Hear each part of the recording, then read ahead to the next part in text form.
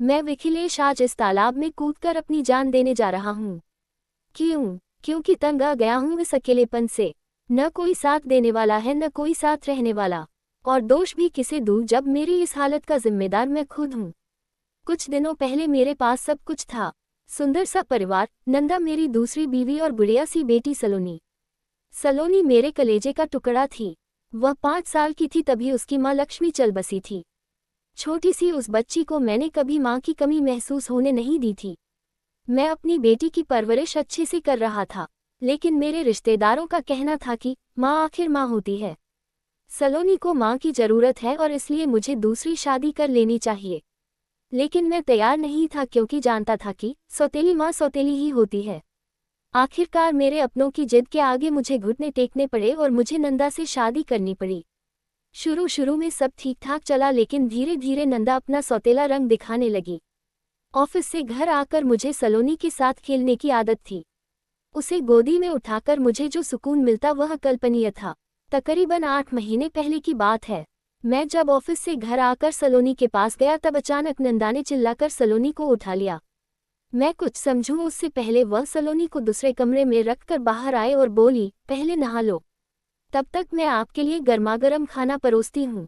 उस दिन के बाद नंदा का व्यवहार अजीब सा हो गया था। वो कुछ न कुछ तरकीबें लगाकर सलोनी को मुझसे दूर रखने का प्रयास करती।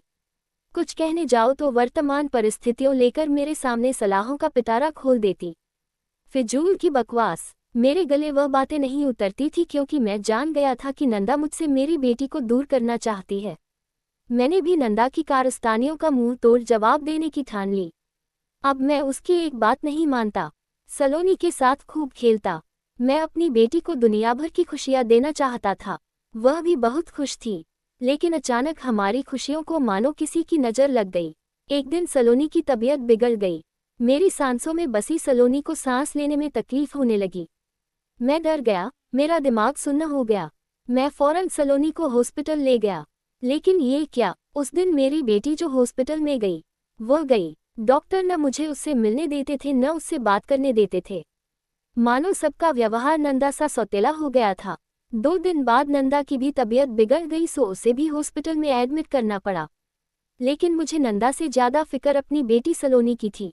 मैं अपनी बेटी को देखना चाहता था, उसे प्यार से गले लगाना चाहता था, उसे चूमना चाहता था, लेकिन कोई तो कहे कि वह कहाँ है, किस हालत में है। बस एक दिन डॉक्टर ने आकर मेरे हाथ में 2 कागज़ थमा दिए और बोले, ये तुम्हारी बेटी का डेथ सर्टिफिकेट है और ये तुम्हारी बीवी का। मैं सुन्न सा अपनी जगह पर खड़ा रहा।